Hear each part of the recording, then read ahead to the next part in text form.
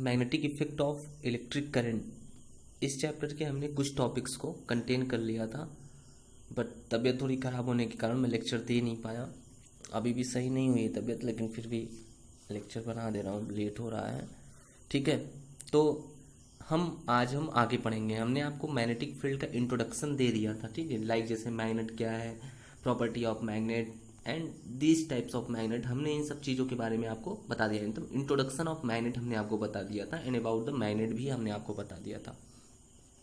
And जैसा कि आप जानते हैं ये चैप्टर क्या है, इस चैप्टर का नाम जो है वह है magnetic effect of electric current. तो magnetic effect of electric current जो इस चैप्टर का नाम है वो यहाँ से स्टार्ट होता है। हम लोग यहाँ से अब देखेंगे कि magnetic effect of electric current होता क्या है। ठीक है, मैग्नेट के इंट्रोडक्शन के बारे में हमने पहले देख लिया, means what is the magnet, what is the property of magnets, यानी कि जो चीज़ हमारे सिलेबस में जो हमको पढ़ने के लिए था अबाउट द मैग्नेट, उन चीज़ों के बारे में हमने देखा। अब magnetic effect of electric current जानने के लिए, मीन्स कि इलेक्ट्रिक करंट के द्वारा भी मैग्नेटिक इफेक्ट प्रोड्यूस्ड होता है, इलेक्ट्रिक करंट भी मैग्नेट जैसी प्रॉपर्टी शो करती है। उस चीज़ को जानने के लिए हम लोग क्या करते हैं, इस टॉपिक से स्टार्ट करते हैं। ओस्टर्ड एक साइंटिस्ट हैं, इन्होंने एक एक्सपेरिमेंट किया और इस एक्सपेरिमेंट के द्वारा ये बताने की कोशिश की, इन्होंने एक्सपेरिमेंट के द्वारा इसको दिखाया भी कि किस तरह से एक करंट के द्वारा मैग्नेटिक फील्ड प्रोड्यूस्ड हो जाती है। तो उन्होंने किया क्या था, ओस्टर ने, ही conducted an experiment and prove that current carrying wire produces a magnetic field around it. मतलब ओस्टर ने एक एक्सपेरिमेंट किया जिसमें इन्होंने बताया कि अगर कोई वायर, उसमें अगर करंट कैरिंग हो रही है, करंट उसमें फ्लो हो रही है, तो वो अपने अराउंड मैग्नेटिक फील्ड प्रोड्यूस करता है, वो अपने अराउंड बेटा मैग्नेटिक फील्ड प्रोड्यूस करता है। और ये जो मैग्नेटिक फील्ड प्रोड्यूस होती है, इस मैग्नेटिक फील्ड की जो डायरेक्शन होती है वह कैसे पता लगाई जाती है, मैग्नेटिक निडल के द्वारा। मैग्नेटिक निडल को उसके पास, वायर के पास ले जाके हम रख देते हैं, जो करंट कैरिंग वायर है, तो वहां से उस मैग्नेटिक निडल की जो डिफ्लेक्शन है वो बताता है कि मैग्नेटिक फील्ड की डायरेक्शन क्या है। समझ में आ रहा है? मीन्स ओस्टर ने एक एक्सपेरिमेंट किया जिसमें उन्होंने ये दिखाया कि अगर कोई वायर है जिसमें करंट कैरिंग है, करंट फ्लो हो रहा है, तो उसके अराउंड मैग्नेटिक फील्ड डेवलप हो जाती है। और भाई मैग्नेटिक फील्ड डेवलप हो रही है, इसकी एक डायरेक्शन होगी ना। अभी हमने मैग्नेट में पढ़ा था, क्या था कि मैग्नेट का जो मैग्नेटिक फील्ड निकलती है वो कैसे होती है, मैग्नेटिक फील्ड लाइंस बेटा नॉर्थ पोल से इमर्ज होती है और साउथ पोल में जाके ये क्या करती है, पेनिट्रेट करती है, यही ना पढ़ा था। तो उसी तरह से अगर किसी करंट कैरिंग वायर के अराउंड मैग्नेटिक फील्ड प्रोड्यूस्ड हो रही है, उसकी भी अपनी एक डायरेक्शन होगी। तो वो डायरेक्शन क्या होगी या कैसे पता लगाया, तो ओस्टर ने उस डायरेक्शन को पता लगाने के लिए उस करंट कैरिंग वायर यानी जो सर्किट थी, ठीक है, इस करंट कैरिंग वायर यानी जो सर्किट थी उसके नियर इन्होंने मैग्नेटिक निडल ले जाके रख दिया। क्या रख दिया बेटा, मैग्नेटिक निडल, उसके पास मैग्नेटिक निडल ले जाके, मैग्नेटिक निडल क्या होता हमने आपको बताया था, पीछे देख लीजिए, करंट कैरिंग वायर के पास उन्होंने मैग्नेटिक निडल रख दिया। अब ये मैग्नेटिक निडल का डिफ्लेक्शन, मैग्नेटिक निडल इधर भी जा सकता है, मैग्नेटिक निडल इधर भी जा सकता है, निडल है ना, तो किसी भी डायरेक्शन में डिफ्लेक्ट हो सकता है, आइदर इट इज क्लॉकवाइज और एंटी क्लॉकवाइज। तो ये मैग्नेटिक निडल का जो डिफ्लेक्शन है उसके द्वारा पता करते हैं कि जो मैग्नेटिक फील्ड यहाँ प्रोड्यूस हुई है उसकी डायरेक्शन क्या है। समझ में आ रहा है? ओके। तो ओस्टर ने इस एक्सपेरिमेंट को किया। अब क्या उन्होंने किया था, उनका एक्सपेरिमेंट देख लीजिए, ये है उनका एक्सपेरिमेंट। उन्होंने, ओस्टर ने क्या किया, ये देखिए बैटरी उन्होंने लगा दी, ठीक है, बैटरी लगाने के बाद फिर देखिए ये करंट फ्लो हो रही है, इसमें देख रहे हैं, बैटरी लगाने के बाद यहाँ पे देखिए करंट फ्लो हो रही है। करंट हमेशा आपको पता है पॉजिटिव टू नेगेटिव फ्लो होती है। देखिए ये पॉजिटिव डायरेक्शन से नेगेटिव की तरफ ये करंट जो है जा रही है, ठीक है। और इन्होंने फिर यहाँ पे भी बैटरी लगाई हुई है, लेकिन इसमें पॉजिटिव टर्मिनल को इधर रखा हुआ है, नेगेटिव को इधर, यानी करंट की डायरेक्शन इस साइड है। इन्होंने अपने एक्सपेरिमेंट में देखा, जैसे ही इन्होंने स्विच को ऑन किया और करंट इसमें फ्लो होना शुरू की, यहाँ पे देखिए मैग्नेटिक निडल को इन्होंने रख दिया, तो देखा कि मैग्नेटिक निडल जो है वो एंटी क्लॉकवाइज इस तरह से इधर की तरफ डिफ्लेक्ट हो गई। ऐसे देख रहे हैं, जैसे हमने एरो बनाया है उधर चली गई अपने आप। पहले ये इस पोजीशन में थी, लेकिन जैसे ही करंट को ऑन किया ये इस पोजीशन में हो गई। समझ में आ रहा है? यानी जब करंट जो है इस डायरेक्शन में, यानी जो करंट है जब एंटी क्लॉक चल रही है, तो इसका डिफ्लेक्शन भी क्या हो रहा है बेटा, एंटी क्लॉक हो जा रहा है। फिर उन्होंने करंट की डायरेक्शन को चेंज कर दिया। करंट की डायरेक्शन को कैसे चेंज किया, पॉजिटिव को इधर कर दिया, नेगेटिव को इधर, तो जो करंट थी वो क्लॉकवाइज चलने लगी, है ना। जब करंट क्लॉकवाइज चलने लगी तो उन्होंने देखा कि इसका डिफ्लेक्शन भी क्लॉकवाइज हो गया, मतलब पहले ये इधर थी अब ये इधर, देख रहे हैं।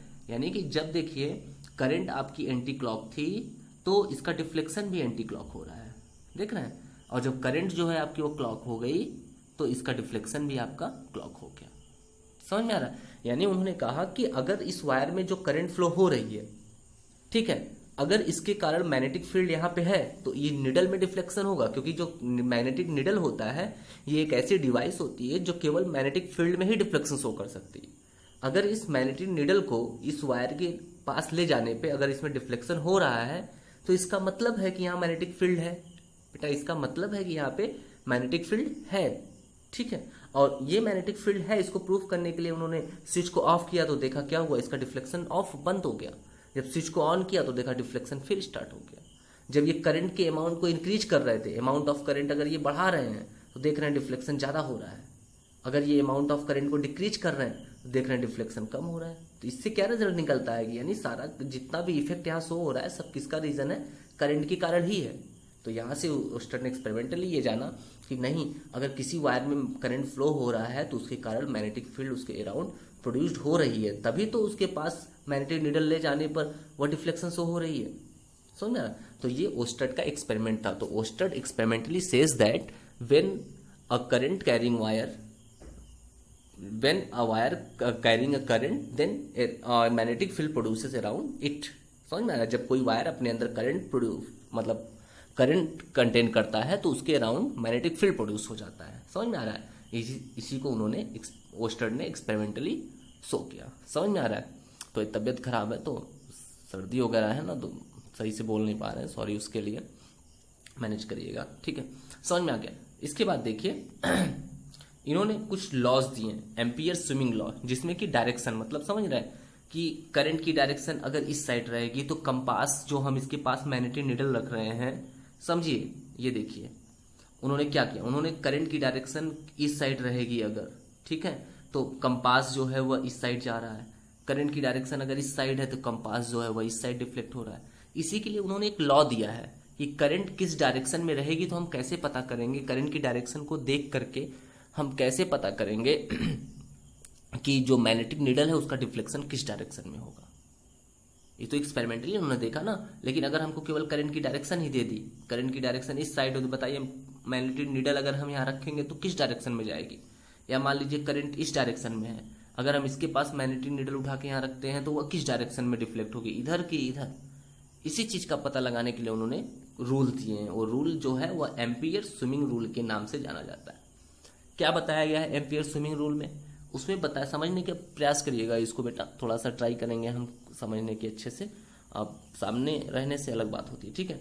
तो सब उन्होंने कहा कि suppose a person is swimming in the direction of current. मान लीजिए कि एक आदमी है जो करंट की डायरेक्शन में स्विमिंग कर रहा है, यानी जिस डायरेक्शन में करंट जा रही है उसी डायरेक्शन में वह स्विमिंग कर रहा है, ठीक है। तो क्या होगा, वह आदमी क्या करेगा, अपने feet and leaves his body through the, तो क्या कह रहे हैं, जो आदमी है वो अपना feet and leaves his body through his head.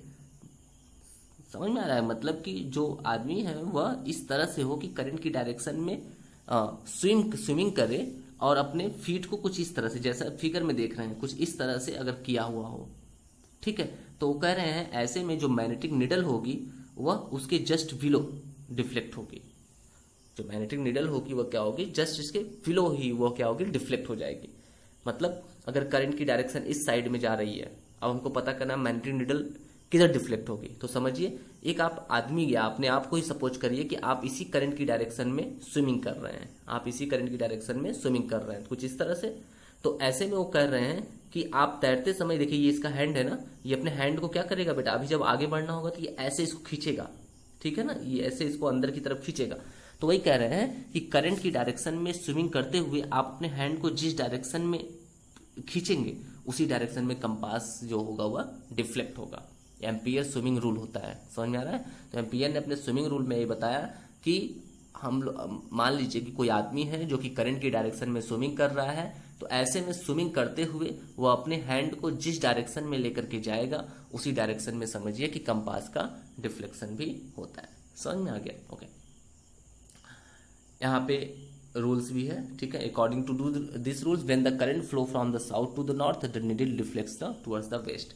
इसके बारे में तो हमने बता ही दिया था, है ना, कि अगर करंट, अब इसी रूल के अकॉर्डिंग थोड़ा सा इसको एक्सप्लेन कर दिया है कि अगर करंट जो होती है वह साउथ टू नॉर्थ जा रही है, ठीक है, तो इसका जैसे साउथ टू नॉर्थ का मतलब हो गया कि इधर ईस्ट होता है, इधर वेस्ट होता है, इधर नॉर्थ होता है, इधर साउथ। तो मान लीजिए कि आपकी करंट जो है वह किधर जा रही है बेटा, साउथ टू नॉर्थ, इस डायरेक्शन में जा रही है। तो जो इसका डिफ्लेक्शन होगा किस साइड होगा, वेस्ट में। समझ में आया, क्योंकि बताया ना उसी डायरेक्शन में आप तब तैरेंगे तो अपने हाथों को ऐसे ही मारेंगे ना, इस तरह से। हाँ, तो वही यहाँ पे समझाया गया है। तो एक एग्जाम्पल लेके वो समझाने का प्रयास यहाँ पे कर रहे हैं कि अगर आपकी करंट जो होती है वह साउथ टू नॉर्थ जा रही है तो जो निडल का डिफ्लेक्शन है वह वेस्ट की डायरेक्शन में होगा। ठीक है, ओके। नेक्स्ट टॉपिक हमारी है magnetic field produced by the straight conductor. अब देखिए, ओस्टर्ड ने अपने एक्सपेरिमेंट के द्वारा ये बातें बता दी कि अगर कोई वायर करंट कैरी कर रहा है तो उसके अराउंड मैग्नेटिक फील्ड प्रोड्यूस्ड होगी, उसके अराउंड मैग्नेटिक फील्ड प्रोड्यूस्ड होती है। इसको ओस्टर्ड ने एक्सपेरिमेंटली दिखाया, आपने देखा। अब मैग्नेटिक फील्ड प्रोड्यूस्ड होती है तो बेटा उसका एक पैटर्न भी होगा ना, क्यों? जैसा मैग्नेट में देखा था कि जो मैग्नेटिक फील्ड होती है वह नॉर्थ पोल से इमर्ज होती है और साउथ पोल में पेनिट्रेट होती है और इस तरह से क्लोज पाथ ऐसा बनाती है, यही सब बताया गया था ना आपको। ऐसा उसका पैटर्न होता है, दिखाया गया था कि ना? नहीं। तो उसी तरह से अब अगर वायर, किसी करंट कैरिंग वायर के अराउंड भी मैग्नेटिक फील्ड प्रोड्यूस्ड हो रही है तो उसका भी अपना एक पैटर्न होगा ना। वहां भी कोई मैग्नेट बन रहा है तो वहां भी कोई ना कोई नॉर्थ या कोई ना कोई साउथ पोल होगा कि नहीं? तो उसी चीज को अब डिफरेंट डिफरेंट शेप में ले रहे हैं। वो बताएंगे कि अगर एक स्ट्रेट वायर है तो मैग्नेटिक फील्ड कैसे प्रोड्यूस्ड होगी, अगर एक सर्कुलर वायर है इस तरह से तो मैग्नेटिक फील्ड कैसे प्रोड्यूस्ड होगी, या फिर आपका एक सॉलिनॉइड, इसको सॉलिनॉइड इस तरह का शेप होगा, हम पढ़ाएंगे क्या होता है ये। इस तरह का वायर का अगर शेप कर लेते हैं तो इसको सॉलिनॉइड बोलते हैं। तो अगर इस तरह का वायर का शेप होगा तो मैग्नेटिक फील्ड कैसी प्रोड्यूस्ड होगी, हम एक एक करके इसको देखेंगे। तो सबसे पहले है magnetic field produced by the straight conductor. अगर कोई कंडक्टर बिल्कुल स्ट्रेट एक वायर अगर हम ले रहे हैं, इसमें अगर करंट फ्लो हो रही है तो इसके कारण मैग्नेटिक फील्ड कैसे प्रोड्यूस्ड होती है। तो देखिए, इसके लिए एक्सपेरिमेंटली क्या किया गया, एक पैड लिया गया, दफ्ती का टुकड़ा ले लिया गया, इसके अंदर ऐसे होल करके एक, समझ रहे हो, वायर ऐसे अंदर टिप कर दिया गया। देख रहे हैं जैसे फिगर में देख रहे हैं, वायर इसके अंदर ऐसे होल करके यहाँ पे टाइट कर दिया गया। ठीक है, अब ये पूरा दफ्ती है। अब इसमें इसको क्या किया गया, इसको ऐसे वायर से ऐसे प्लस माइनस बैटरी से ऐसे कनेक्ट कर दिया गया। तो तुरंत क्या होगा, इसमें करंट फ्लो होने लगेगी, वायर में होगी कि नहीं बेटा? तो वायर में करंट फ्लो होने लगी। तो फिर क्या किया, इसी दफ्ती के आसपास यहाँ पे ले जाके यहीं पे कंपास को रखते चले गए। यहाँ पे कंपास को रख रहे थे तो देख रहे थे कि जब ये स्विच ऑन थी तो कंपास, मान लीजिए यहाँ पे रखने पे कंपास ऐसे हो गया, इधर मुड़ गया, कंपास इधर मुड़ गया, तो पेंसिल से ऐसे ट्रेस कर दिए। फिर कंपास को यहाँ रखे तो कंपास ऐसे मुड़ गया, अपने आप कंपास में डिफ्लेक्शन हो रहा था। तो मीन्स जगह जगह प्लेस टू प्लेस इसी दफ्ती पर कंपास को रखते गए और जैसे जैसे कंपास जो है मुड़ता गया वैसे वैसे पेंसिल से ये ऐसे ट्रेस करते चले गए। तो फाइनली उन्होंने पाया कि किसी भी स्ट्रेट कंडक्टर का जो आपकी मैग्नेटिक फील्ड है वह सर्कुलर पाथ बनाती है, इस तरह से फिगर में देख सकते हैं। ठीक है, ये कंसेंट्रिक सर्कल, यानी कि वायर के बिल्कुल पास, उससे थोड़ा सा दूर, फिर उससे दूर, फिर उससे दूर, इस तरह से सर्किल पे सर्किल बनता है। समझ में आ रहा है? मीन्स कि अब हम यही जानेंगे कि यानी एक स्ट्रेट करंट कैरिंग कंडक्टर के अराउंड जो मैग्नेटिक फील्ड होती है, लाइंस होती है, वह एक सर्कुलर पाथ बनाती है जो कि कंसेंट्रिक होते हैं। सारे सर्कुलर ट्रैक कैसे होते हैं? कंसेंट्रिक, यानी कि the magnetic field lines make a concentric circle due to the straight current carrying wire. समझ में आ गया? ओके। यहाँ पे उसके कुछ कैरेक्टरिस्टिक्स दिए गए हैं जो पढ़ लीजिएगा। Means magnetic field lines are concentric circle, जो स्ट्रेट करंट कैरिंग वायर के कारण जो मैग्नेटिक फील्ड लाइंस होती हैं वह एक कंसेंट्रिक सर्किल बनाती हैं। The direction of magnetic field lines reverse as we reverse the direction of current. जब हम लोग करंट की डायरेक्शन को चेंज कर देते हैं तो देखते हैं मैग्नेटिक फील्ड की डायरेक्शन भी चेंज हो जाती है। मतलब कि जब करंट की डायरेक्शन ऊपर जा रही है तो देखिए सर्किल ऐसे बन रहा है ना बेटा? जब करंट की डायरेक्शन ऊपर जा रही है तो देखिए सर्किल जो है आपका वह इस तरह का बन रहा है ना? देखिए ऐसे। और जब यही करंट की डायरेक्शन नीचे कर देंगे हम तो सर्किल जो है वह ऐसे बनने लगेगा। वही कर रहे हैं कि अगर हम करंट की डायरेक्शन को चेंज कर देते हैं तो मैग्नेटिक फील्ड की डायरेक्शन भी चेंज हो जाती है। करंट की डायरेक्शन, जैसे कि उन्होंने बताया, जब करंट जो है आपकी ऊपर की तरफ फ्लो होगी अपवर्ड डायरेक्शन में तो मैग्नेटिक फील्ड लाइंस जो होगी वो एंटी क्लॉक होगी, और जब करंट की डायरेक्शन डाउनवर्ड जाएगी तो मैग्नेटिक फील्ड लाइंस क्लॉकवाइज हो जाएगी। हमने देखिए सब कुछ डिटेल्स में नोट्स बनाया, आपको कोई दिक्कत नहीं होगी, और समझ में नहीं आ रहा तो आप पूछ सकते हैं। ठीक है। फिर यहाँ पे देखा कि जो मैग्नेटिक फील्ड जो होती है, जो इसके कारण जो मैग्नेटिक फील्ड यहाँ पे प्रोड्यूस्ड हो रही है, वह मैग्नेटिक फील्ड जो होती है वह directly proportional to the current होती है, यानी जितना ज़्यादा आप करंट उस वायर में फ्लो कराएंगे बेटा, मैग्नेटिक फील्ड उतना ज़्यादा वहाँ प्रोड्यूस्ड होगी। और साथ ही साथ ये वहाँ पे उसके डिस्टेंस के इन्वर्सली प्रोपोर्शनल होती है, मतलब जितना दूर आप जाएंगे वायर से, वायर है ना, वायर से जितना दूर जाएंगे मैग्नेटिक फील्ड उतना कम होती जाएगी। यानी कि जो मैग्नेटिक फील्ड किसी भी वायर के कारण, स्ट्रेट करंट कैरिंग वायर के कारण जो मैग्नेटिक फील्ड प्रोड्यूस्ड होती है वह करंट के डायरेक्टली प्रोपोर्शनल होती है और उसके डिस्टेंस के इन्वर्सली प्रोपोर्शनल होती है। यानी करंट बढ़ाने पे मैग्नेटिक फील्ड बढ़ती है, लेकिन उससे दूर जाने पे यानी डिस्टेंस बढ़ाने पे मैग्नेटिक फील्ड क्या होती है, वह डिक्रीज हो जाती है। समझ में आ रहा है? और ये सब आप जानते रहिए। अब देखिए हमने जैसे बताया था ना कि ओस्टन ने बताया था जो मैग्नेटिक फील्ड वहाँ प्रोड्यूस्ड हो रही है उसकी डायरेक्शन पता लगाने के लिए, यानी कि कंपास का डिफ्लेक्शन पता कर लगाने के लिए एक रूल दिया गया था। उसी तरह से यहाँ पे भी कि स्ट्रेट कैरिंग वायर कंडक्टर के कारण जो मैग्नेटिक फील्ड प्रोड्यूस्ड हो रही है, हम चाहते हैं इसकी भी डायरेक्शन का पता लगाने, मतलब कि ये इस करंट की डायरेक्शन किधर होने पर ये सर्कल कैसे बनता है, डायरेक्शन पता करना चाहते हैं मैग्नेटिक फील्ड की क्या होगी। यानी कि एक करंट कैरिंग कंडक्टर के कारण, स्ट्रेट करंट कैरिंग कंडक्टर का जो मैग्नेटिक फील्ड प्रोड्यूस्ड होती है उसकी क्या डायरेक्शन होती है, हम उसका पता लगाने के लिए क्या करेंगे, कुछ रूल्स दिए गए हैं जो कि हम आगे पढ़ेंगे। ठीक है, कौन से रूल दिए गए हैं? इसमें रूल है राइट हैंड थंब रूल। कौन सा रूल है? Right hand thumb rule. Right hand thumb rule क्या कहता है? राइट हैंड थंब रूल कहता है कि suppose we catch a wire we catch a wire, current carrying wire, and our thumb indicate the direction of current, या यूं कह सकते we hold a current carrying wire such a manner that our thumb always in the direction of current। हम किसी current carrying wire को इस तरह से होल्ड करें, हम किसी करंट कैरिंग वायर को इस तरह से होल्ड करें कि थंब हमारा हमेशा उस करंट की डायरेक्शन में होना चाहिए। तो इस सिचुएशन में उस वायर को होल्ड करने के लिए हम अपनी बाकी फिंगर को जिस डायरेक्शन में हम कर्ल करेंगे that direction of the magnetic field. जैसे इसमें देखिए वायर के फर्स्ट फिगर में करंट की डायरेक्शन ऊपर है, हम इसको पकड़ेंगे कैसे, थंब को इसकी डायरेक्शन में रख के, देखिए थंब को इसकी डायरेक्शन में रखें, तब इस वायर को पकड़ने के लिए देखिए हम अपनी फिंगर को कैसे कर्ल कर रहे हैं, देखिए इधर से इधर ला रहे हैं कि नहीं, देखिए यानी मैग्नेटिक फील्ड की डायरेक्शन क्या होगी, ऐसे जाएगी, देखिए इस तरह से। अब ये अगर करंट की डायरेक्शन नीचे की हो गई तब हम इसको कैसे पकड़ेंगे, ये ध्यान रखना है पकड़ते समय हमेशा अंगूठा करंट की डायरेक्शन में हो गई। तो अगर ये करंट की डायरेक्शन नीचे है तो थंब को हम अब नीचे करके पकड़ेंगे। तो नीचे करके पकड़ने के लिए क्या करेंगे, देखिए इस तरह से अंगूठे फिंगर को कर्ल करना पड़ रहा है हमको, यानी तब मैग्नेटिक फील्ड की डायरेक्शन क्या होगी बेटा, इस तरह से जाएगी। समझ में आ गया? यानी करंट कैरिंग कंडक्टर के कारण जो मैग्नेटिक फील्ड लाइंस होती है वह सर्कल तो बनाती है इस तरह से, लेकिन ये सर्कल जो होता है वह ऐसे जाएगा या फिर ऐसे जाएगा, इस बात की यहाँ पे बात होती है ना कि सर्कल ऐसे जा रहा है, ठीक है, या फिर ये सर्कल जो है ऐसे जा रहा है, कैसे जा रहा है। इसी की डायरेक्शन को पता लगाने के लिए राइट हैंड थंब रूल दिया गया है कि this rule states that we hold a current carrying conductor such a manner that our thumb always indicate the direction of current, then our curly finger indicate the direction of magnetic field. यानी हम अपनी finger को जिस direction में curl करेंगे that is the direction of magnetic field. समझ में आ गया? ये था राइट हैंड थंब रूल। तो राइट हैंड थंब रूल किस लिए दिया गया है, to know the direction of magnetic field due to the straight current carrying conductor. समझ में आ गया? और एम्पियर स्विमिंग रूल किस लिए दिया गया है, to determine the direction of deflection of magnetic needle in a Oersted experiment. समझ में आ गया? दोनों लॉ किस लिए और कहाँ दिए गए हैं।